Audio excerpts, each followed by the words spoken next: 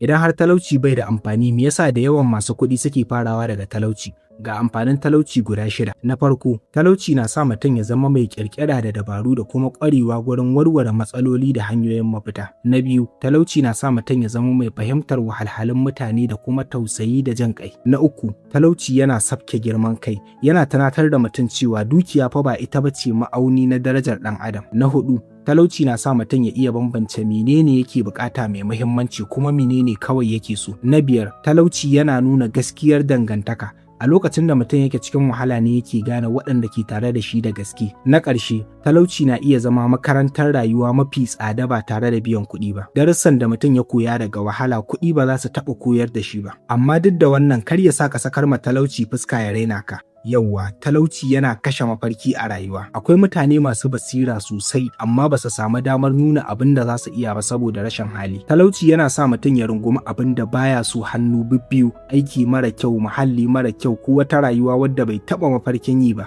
Komai darajar mutum talauci na sa ya rasa mutunci a idon mutane. Mai arziki yana iya gyara kuskurensa cikin sauƙi. Amma ɗan ƙaramin kuskure na iya jefa talaka cikin matsala na shekaru. Talauci na haifar da damuwa da gajiyawar tunani. Tunanin abinci, tunanin haya, tunanin magani da sauran buƙatun rayuwa na iya sa mutum ya rasa natsuwar yin tunanin abin da zai kawo masa ci gaba a rayuwa. Kai talauci yana firgita ka ya dabarbarta ka. Talauci na sa ka kasa bambance sabulun wanka da sabulun wanki. Saboda haka idan kana fama da talauci dole ne ka canza wasu ɗabi'u da ba a fiye ganin sa ga masu arziki ba. Kamar mentality na jin cewa akwai wanda zai zo ya taimake ni. Ko da yaushe kana jiran gwamnati, kana jiran danginka ko wani mutum ya zo ya canza rayuwarka. Kamar mentality na son yin komai cikin gaggawa da rashin haƙurin gina abubuwa a hankali. Kamar mentality na son kashe kuɗi don burge mutane.